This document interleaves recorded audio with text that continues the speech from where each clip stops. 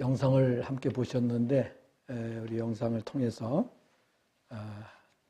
가족 사랑 또 어버이 사랑에 대해서 좀 더 우리가 생각하는 그런 시간을 가질 수 있게 되었습니다. 오늘 말씀은 부모 공경, 효도라는 말씀으로 함께 은혜를 나누기를 원합니다. 자, 기독교인에게 있어서 부모 공경, 즉 효도는 어떤 의미가 있는 것일까요? 언젠가 미국 신문에 광고가 났습니다. 무슨 광고가 났는가 하면 우리 아버지를 $10,000에 팝니다. 이런 광고가 나왔습니다. 그래서 정말 이 기사를 보는 사람들이 충격을 받고 정말 큰 화제가 된 사건이었습니다. 내용인즉 자기 아버지가 수년 전부터 중풍에 걸리고 치매로 인해서 병석에 누워 계셔서 그동안 밥도 먹여드리고 대소변도 받아냈는데 긴 병에 효자가 없다고 이제는 지쳐서 더 이상 부모님을 감당할 수가 없어서 부모님을 팔기로 했다고 이렇게 광고가 나간 것입니다. 자, 이 글을 읽는 사람들은 엄청난 충격을 받게 되었습니다. 광고가 나가자 어떤 젊은 남자로부터 자기가 부모님을 $10,000에 사겠다고 전화가 왔습니다.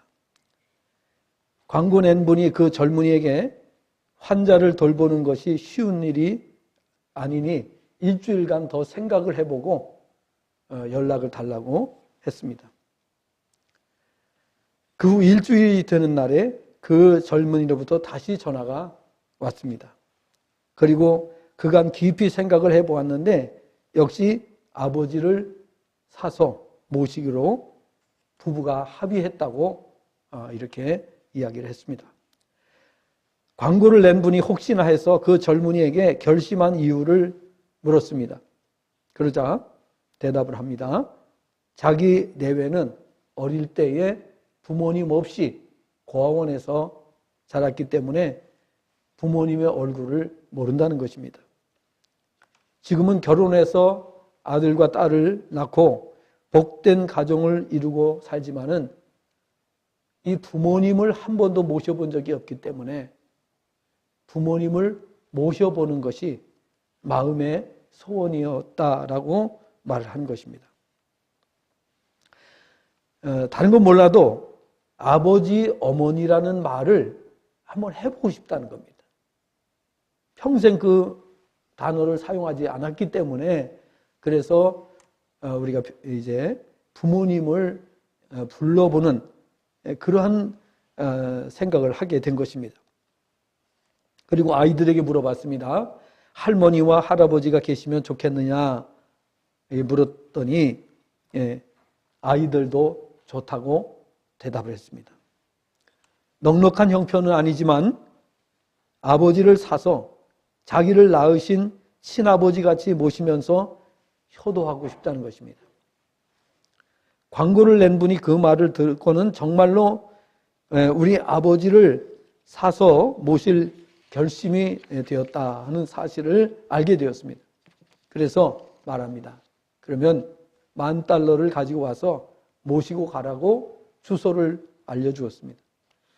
젊은이 내외는 아버지가 생긴다는 생각을 하자 기뻐서 알려준 주소로 찾아갔습니다. 가서 보니 미국에서도 부자들만 사는 동네에 큰 저택에서 살고 있었습니다. 그래서 잘못 찾았나 싶어 문패를 몇 번이고 확인을 해봤는데 문패가 맞는 것입니다.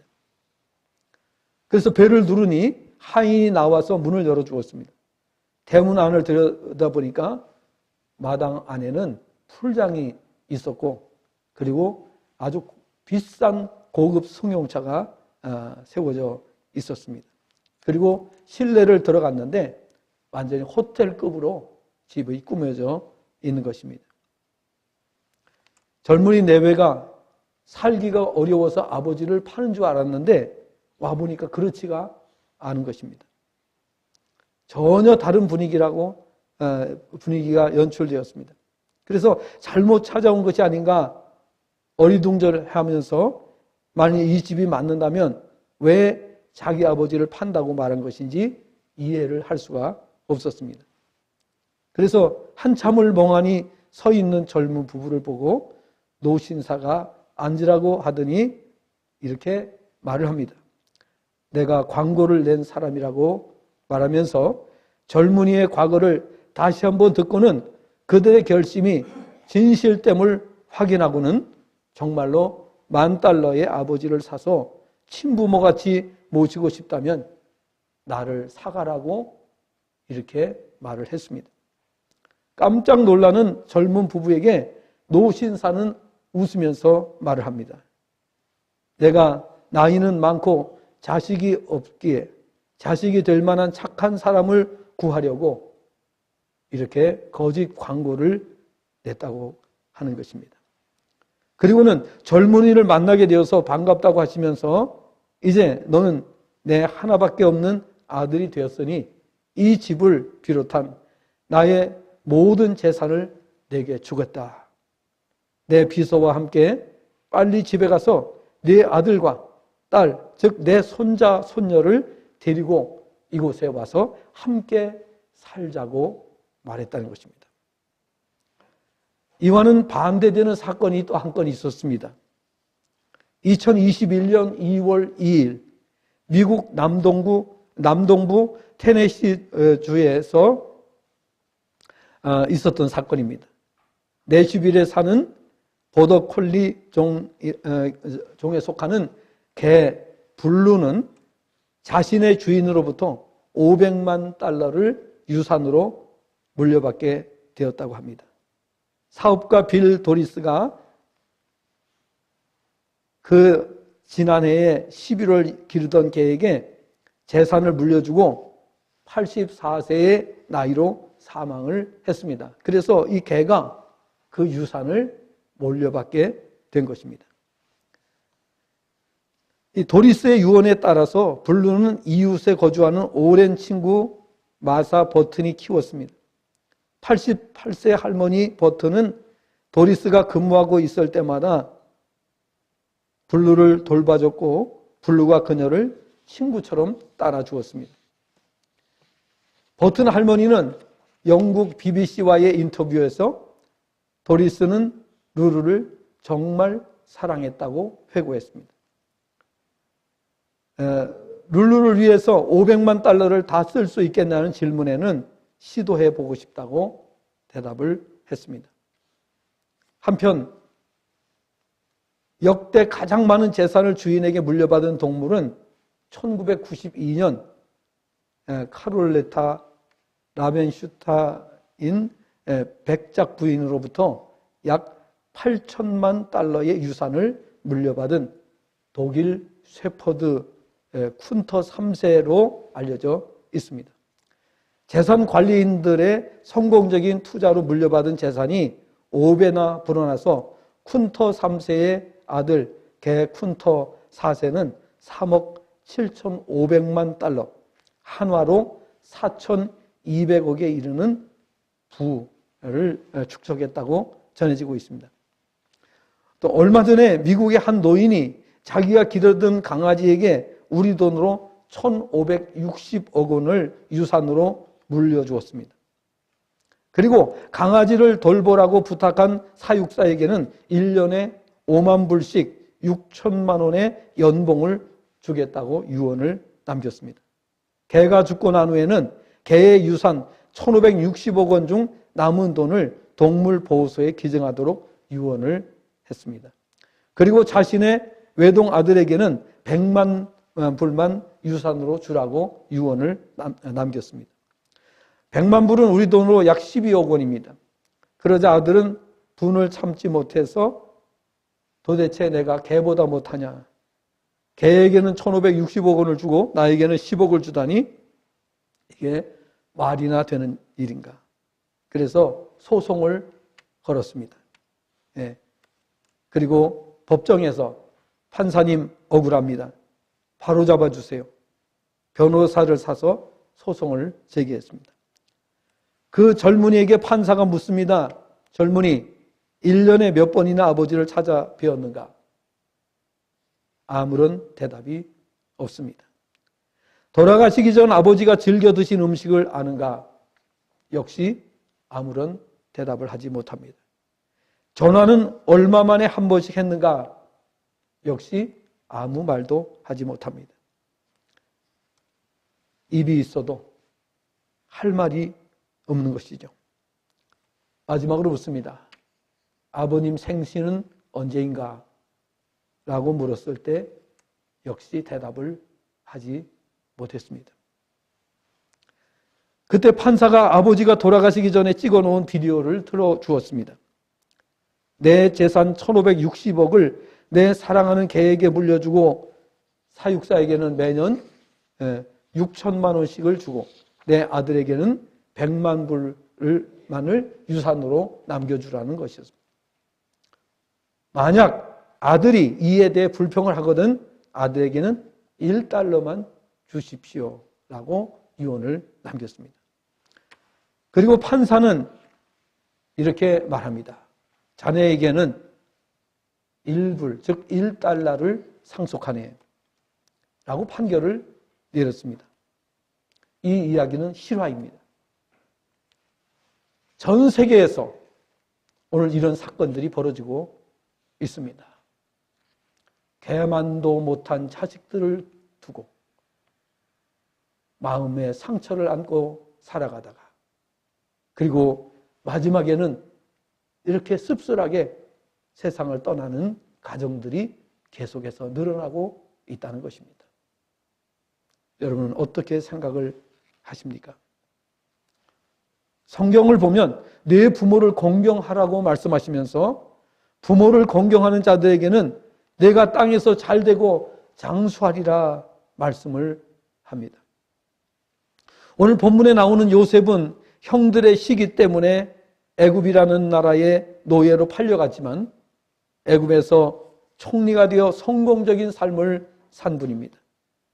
그에게는 하나님을 경외하는 마음이 남달랐고 가족을 지극히 사랑하는 마음, 그 중에는 부모님을 공경하는 마음이 뜨거웠습니다.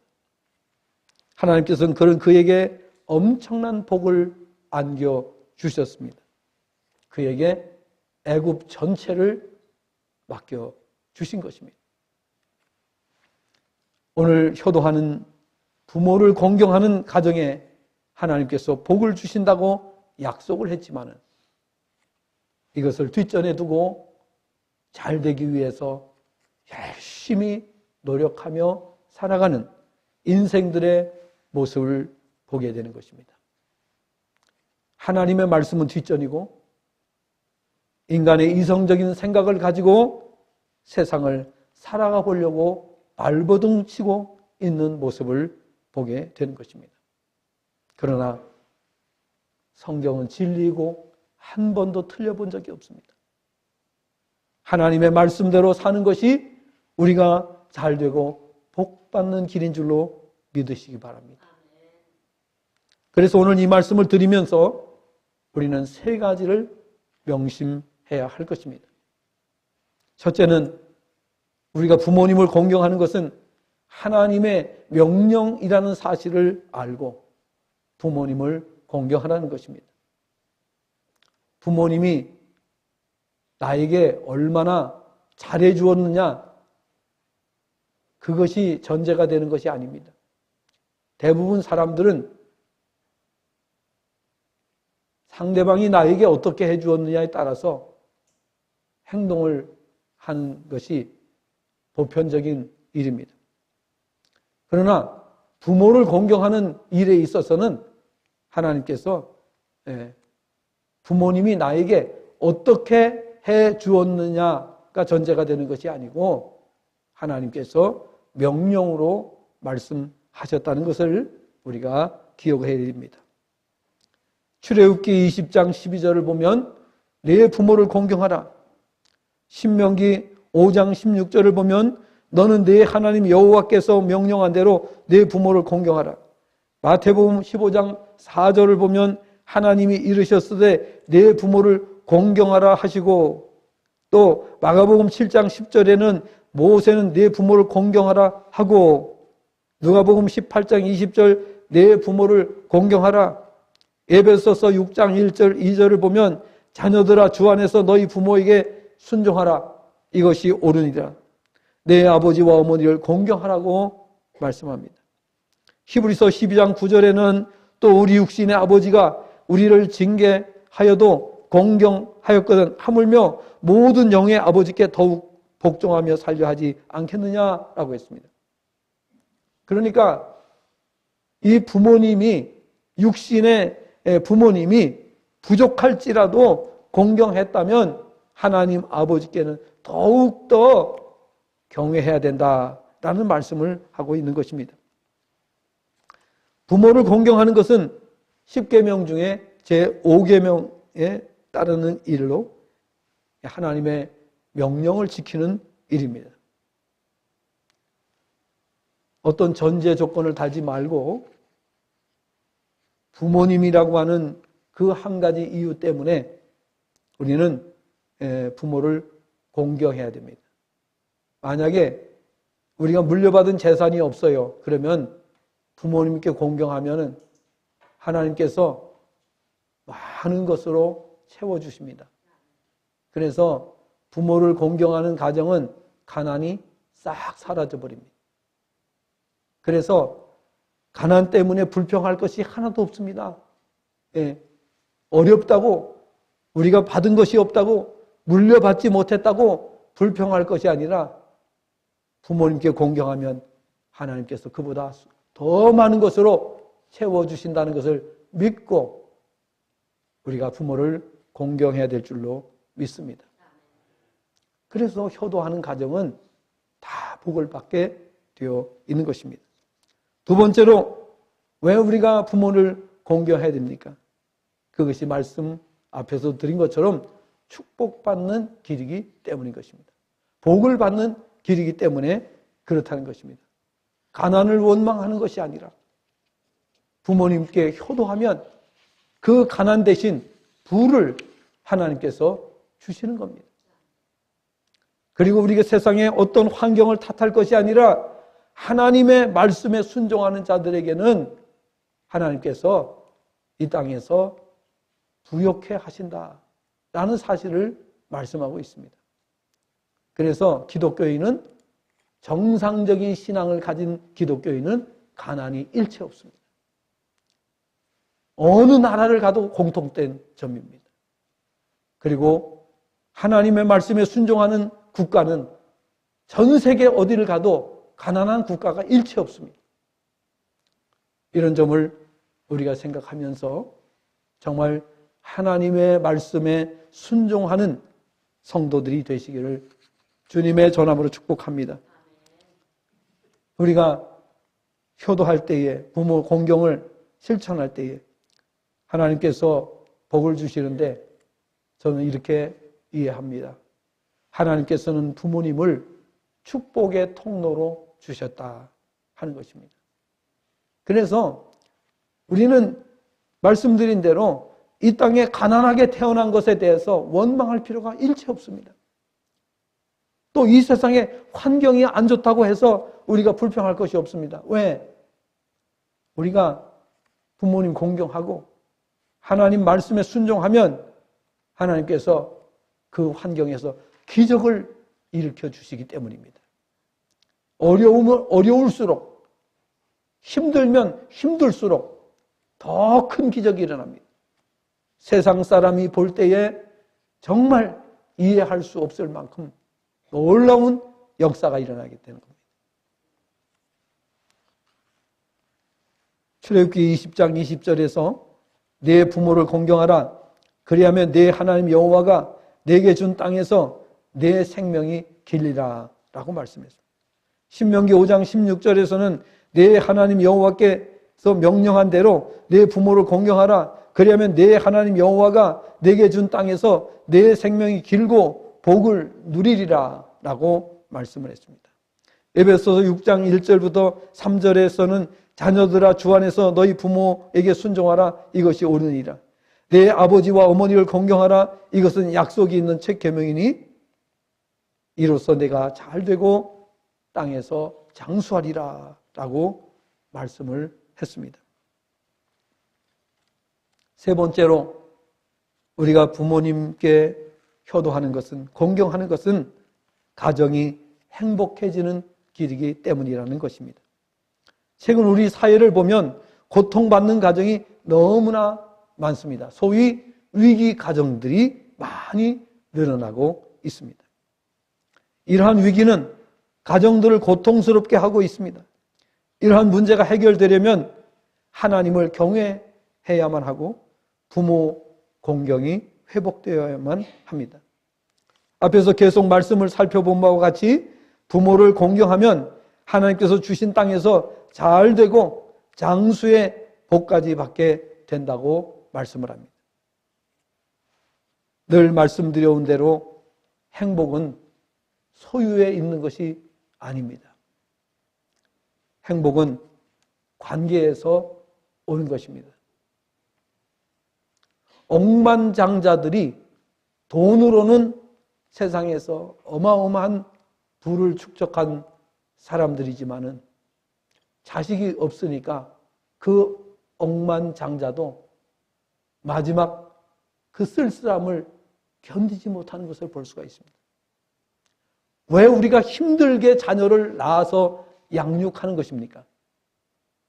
마지막에 자녀가 없이 세상을 떠나는 분들을 보게 되면은 너무 쓸쓸한 거예요. 다 소용없다는 거예요. 돈도 뭐고 다 소용이 없다는 거예요. 그렇기 때문에 우리가 열심히 일을 해서 돈을 벌고 정말 큰 부자가 됐다 할지라도 관계가 깨지면 불행해지는 거예요. 아까 우리 1달러밖에 받지 못한 아들 이야기를 들었습니다. 관계가 깨지면 그와 같이 되는 거죠. 그렇기 때문에 이 관계가 중요하고요. 그래서 가장 중요한 게 뭐예요? 신앙입니다. 신앙. 신앙이 아니면 될 수가 없습니다. 인간이 아무리 노력한다고 할지라도 노력해서 세상에서 대성공을 거뒀다 할지라도 관계가 깨지면 불행해지는 것입니다. 반드시 불행해지는 겁니다. 그렇기 때문에 돈보다는 관계입니다. 부부가 돈을 많이 모았다고 하더라도 부부가 관계가 좋아지지 않으면 불행한 가정입니다. 그래서 우리가 이 행복은 소유에 있지 않고 관계에서 온다는 사실을 생각을 하고 부모님을 공경하시고 또 가족 간에 정말 좋은 관계를 유지하시기를 바랍니다. 돈보다는 뭐가 중요합니까? 관계가 중요한 겁니다. 우리가 진수성찬을 차려놓고 먹지 않는다 할지라도 관계가 좋으면 갈비탕 한 그릇만 놓고도 행복하게 살 수 있습니다. 그래서 우리가 하나님의 말씀에 순종하는 거예요. 하나님 말씀에 순종하지 않으면 마지막에 가서 모두가 다 후회합니다. 진작 하나님의 말씀에 순종할 거예요. 하나님 말씀 주시는 대로 살 걸. 마지막에 가서는 100% 후회하게 됩니다. 그렇지 않은 사람은 한 사람도 없습니다. 그래서 성경은 말씀대로 살라고 계속해서 우리에게 명령하시는 겁니다. 이대로 살면 된다. 그렇지 않으면 반드시 후회하게 된다는 것을 성경은 말씀해 주셨고 지금까지 인류 역사가 진행되어 온 이 모든 역사 가운데서 이 말씀이 그대로 성취가 되었습니다. 말씀대로 산 사람은 행복했고 말씀대로 살지 않은 사람은 모두가 불행했습니다. 이게 진리라는 거예요. 그래서 우리가 진리를 떠나서 내 이성적인 생각을 가지고 내 노력으로 한번 살아보겠다고 생각하는 분이 계신다면 꿈 깨시기 바랍니다. 그런 일은 일어나지 않습니다.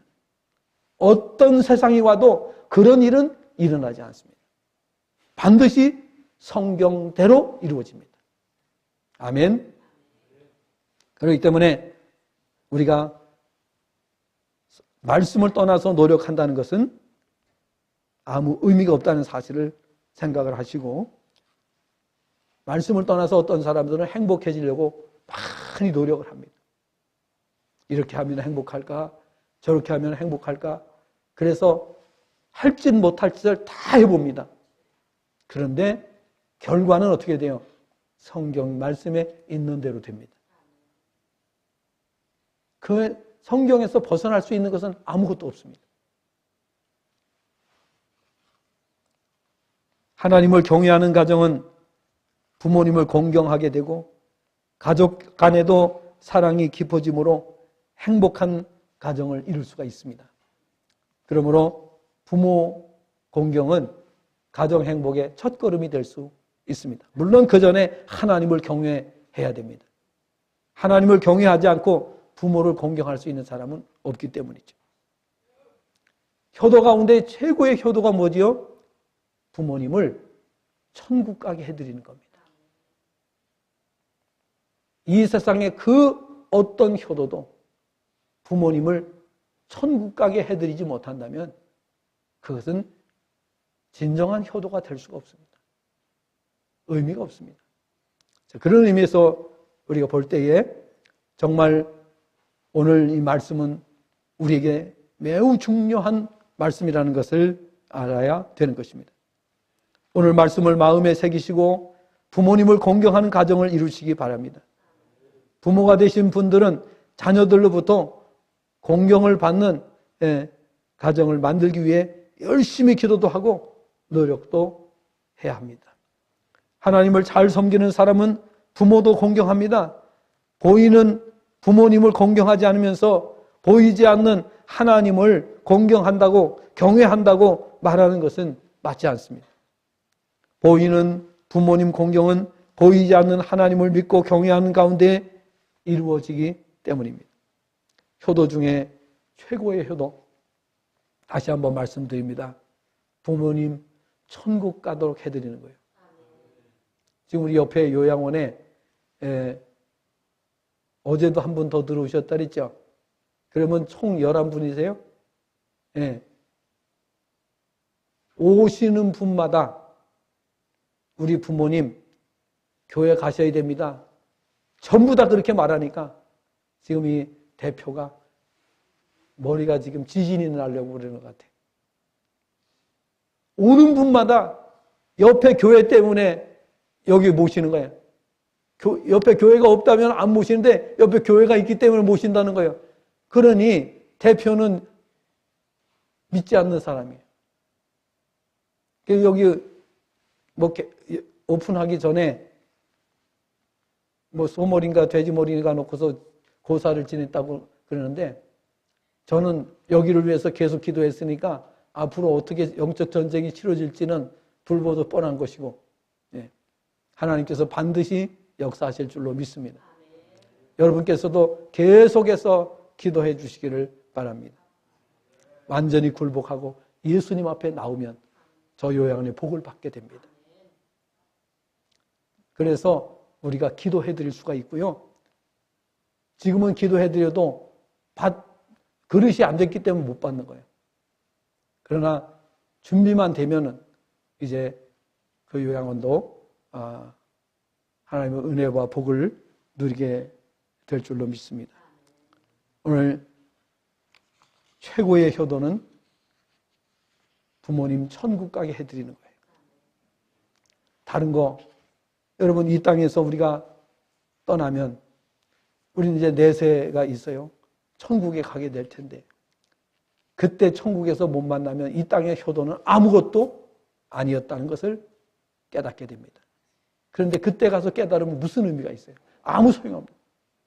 이 땅에서 깨닫고 이 땅에서 우리가 말씀에 순종하고 복을 누리는 가정들이 다 되시기를 다시 한번 주님의 전함으로 축복합니다. 기도하겠습니다.